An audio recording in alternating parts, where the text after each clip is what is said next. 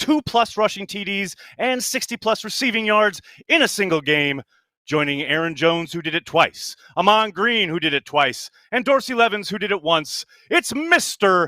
A.J. Dillon. There he is. What's up, AJ? What's going on? In the house. Happy to be back. Dude, Happy to be back. come on.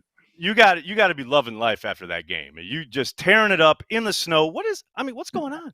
What's going on with you in the snow? Is this like a superpower thing? Like in the snow, you become invincible, you become indestructible? This is 2 years in a row now. We've got you in the snow in Lambeau blowing through fools for touchdowns. Yeah, that is true. It might be a superpower. I don't know, but being from New England, I'm used to playing in the snow. I'm used to those cold games. So if anything, kind of made me feel more at home. I love it.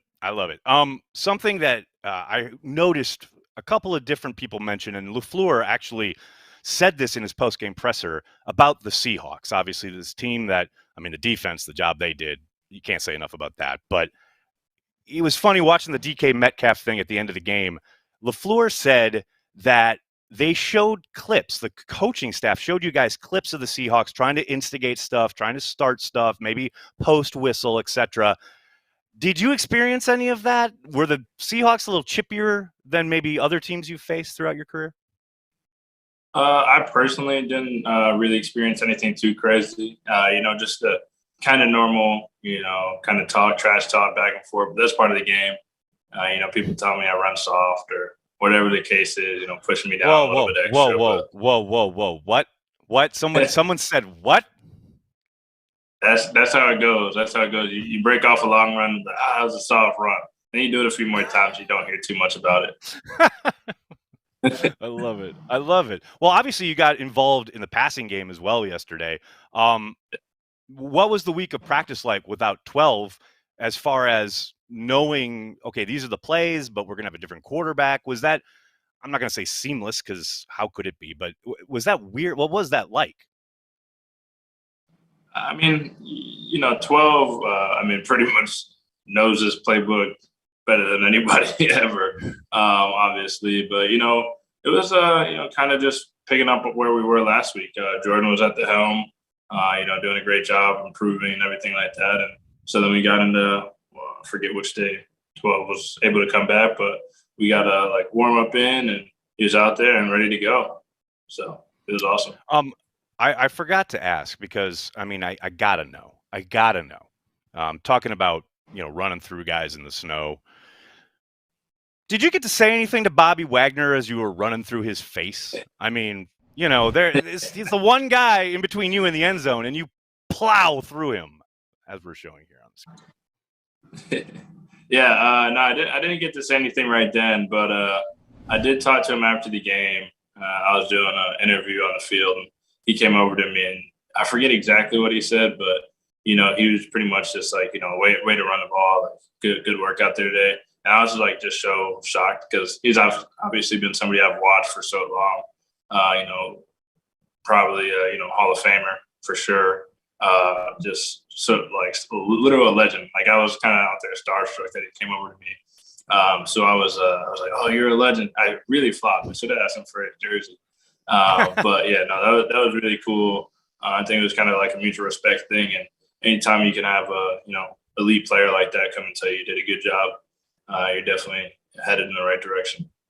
No doubt about it. One of the best at what he does through many, many years here in the league. Looking at that play, actually, that's a touchdown run out of the shotgun. It's interesting because earlier in the game, you had some short yardage attempts, some more successful than others, out of the gun.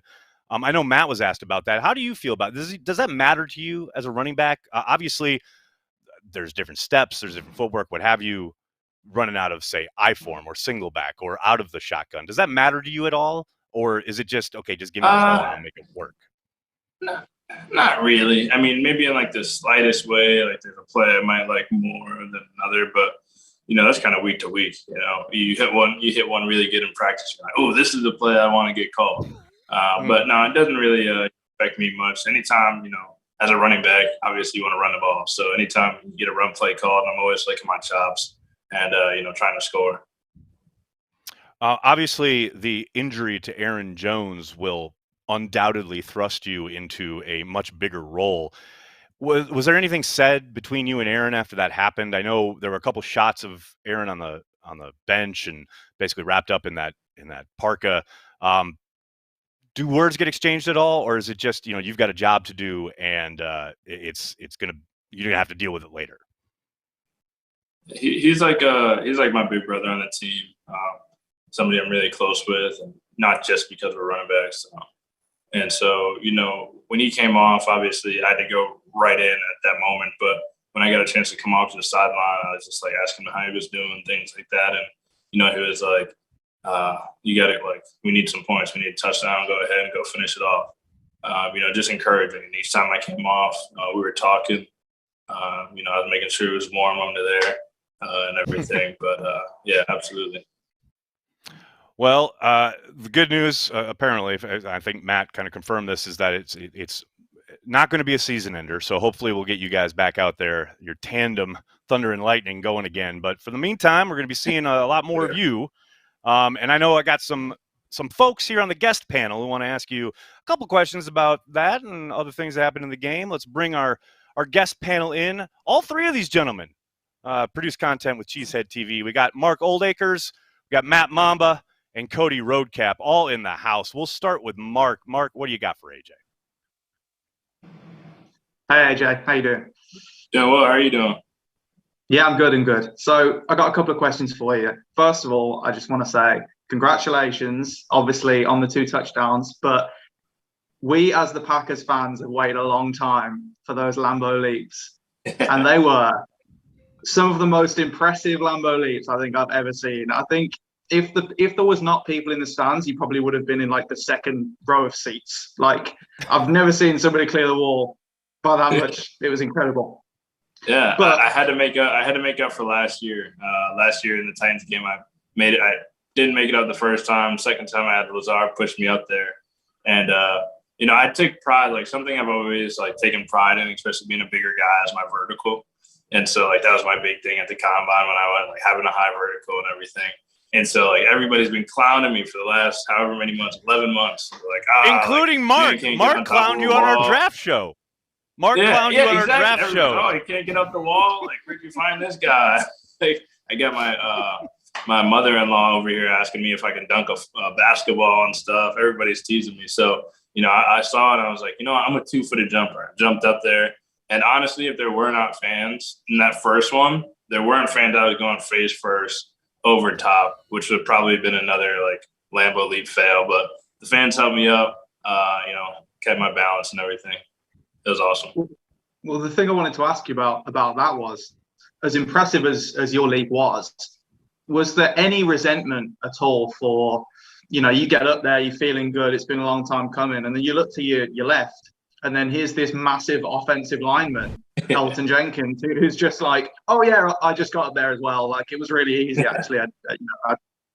Was there any oh, okay, cool. Yeah, NFL linemen are the freakiest athletes ever. Elton's definitely one of them. Obviously, fantastic player, great person, all those things, but freaky athlete. And being that big, being able to move and turn and jump and all that stuff, it's wild to me. But yeah, I said this in my post game interview. I was running a play an outside zone or whatever, and I had tripped, and I tripped Elton as well. And I was like, man. But I feel like that kind of made up for it. We're both up there on top of the thing up there and celebrating. So I think hopefully that made up for it. Yeah, absolutely. Well, the second thing I wanted to ask you about is more of a football question. So one thing that I was thinking about yesterday was, when we are obviously just sat on our sofas watching the game, we can obviously see where the first down marker is, across the field. Obviously, we have the big yellow line. But I think you kind of forget that you guys don't have that. Yeah. You obviously have the sticks, which are way out on the sidelines, and obviously, the yards are marked. But I wanted to ask, as obviously very successful running back, how do you have that awareness to especially in maybe when you've got a couple of yards to go, you've got bodies flying at you, you're trying to find a hole, hold on to the ball. How on earth do you have the awareness to know this is the exact spot I need to get to? Or is it just a case of run until they stop you and then just find out where you ended up? I'd say it's a lot of repetition. Just kind of been doing it for so long and things like that. But also, it's kind of something that we emphasize all the time. Getting the first down, finding the sticks, and being aware. Situational football wins so many games in the league. You look at 2-minute drives, 4-minute drives, just like all the crazy stuff that happens. And so, knowing where the stakes are, making sure you get the first down is huge. So, I try to get a little eye over there to the sideline, but it's not always as easy to kind of take those ticks that you see all the way over there and bring them back to the ticks in front of you and all that stuff. But, I just kind of try to get as many yards as I can, keep the feet moving, and that way I'll guarantee you get it first. Love it. I like obviously you have picked up and will continue to pick up many first downs. Next up, we got Matt Mamba, the unstable Packers fan himself in the house. Matt, what do you got for AJ? It is a pleasure to be in your virtual presence of the quads, but I got a great question for you here. So from the time you became a star running back at Boston College to now being basically a future Hall of Fame running back for the Green Bay Packers, I was curious to know how many times you just sat at home, you had nothing better to do, and you just decided, you know what, I'm going to Google myself. AJ, how many times did you Google yourself? The world needs to know. I'd say I definitely used to Google myself a lot when I was a lot younger. I remember, I don't know if it was when I was at BC. It might have been my junior year.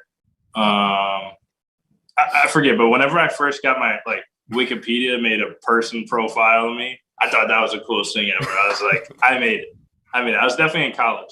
And, I typed in my name and Wikipedia was up there and it literally had a whole bio. I mean, like, who fills this stuff in? Like, I didn't even know this stuff. But, that was awesome.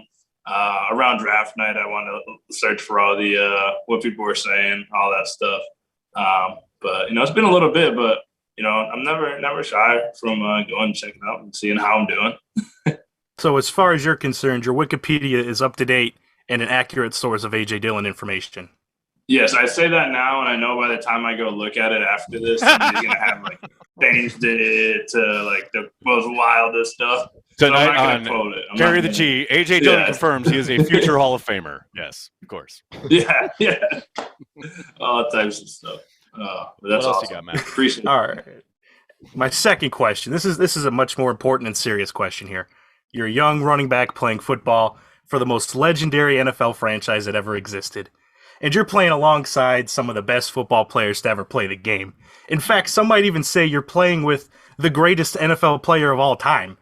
So I guess my only question left is, what is it like to be teammates with Mason Crosby? Mason's awesome. Great leader, somebody who's been doing it at a high level for a really long time. And, he's just a great energy. And, I played a decent amount of special teams with the Packers. Beginning of the year, I was pretty much starting on all of them. And so obviously he's the leader of that unit. And so just kind of, working with him, even if I'm not necessarily on a certain unit, kind of the culture and stuff that the standard that he sets for special teams is, really something that I've been trying to rally behind and, take notes when I can. I knew he was a legend. I knew it. He is a legend for sure. A total legend, no doubt about it. Finally, we got Cody Roadcap, our video editor here at Cheesehead TV. Cody, what do you got for AJ? Cody. How's it going, AJ? I got a couple quick questions for you. The first, Aaron mentioned at the top of the show, the snow kind of makes it a little bit like a superpower for you. Were you checking the weather report? Do you get giddy when you wake up on Sunday morning and see snow falling? I know as fans, we're all checking Twitter, making sure there's snow in Lambeau Field. Yeah, I did check the weather. I checked it earlier in the week, and I saw that it was a 40% chance of snow, and I'm like, that's no fun.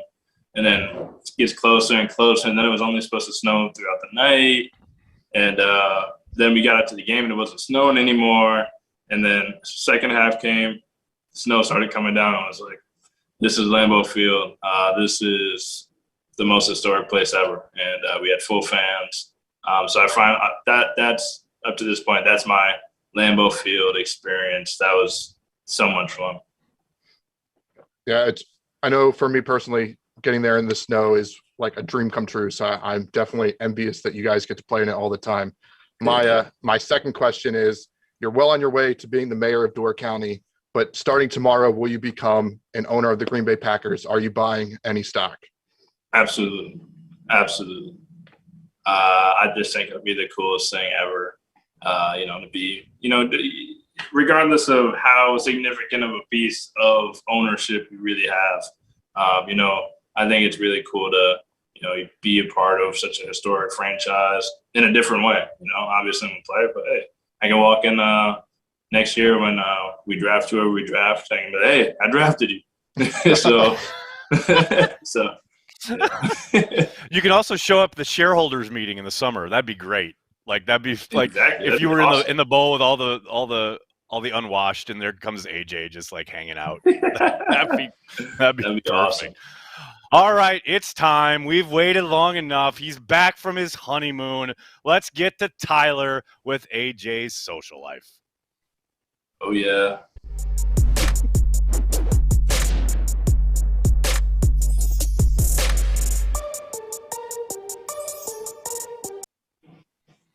I'm back. My guy. What is up, AJ? Hey, you know what? I wasn't here last week. What happened? You took an L. AJ. I'm sorry. I did. These are the rules. My guy. I come back for this week. You got the W. And probably the best game I've ever seen from you. Not going to lie. Best game. Well, Titans game was up there, but this game was. Simple math. You got to be here. So no more running off. Simple math. Hey, we're good for the rest of the season, all the way through to the Super Bowl. Can't wait to watch. And hey, congratulations, by the way. Thank you, sir. Appreciate it. We had all the vibes, the greatest of times. It was great. I had some great food on my honeymoon. And you know what? You were posting today. You had some great food today as well. Yeah. Take a look at these tweets you put up today. Where did you go? You went to a diner. Was it a diner this morning? Was this all Door County? And then of course you went to AC Tap. I'm a massive foodie. I've told you I'm a massive foodie. What did you order? What did you eat? What's your favorite foods? Where should I go when I go up there? Yeah. Bay Family Motel. I love diner food. I love just a good breakfast.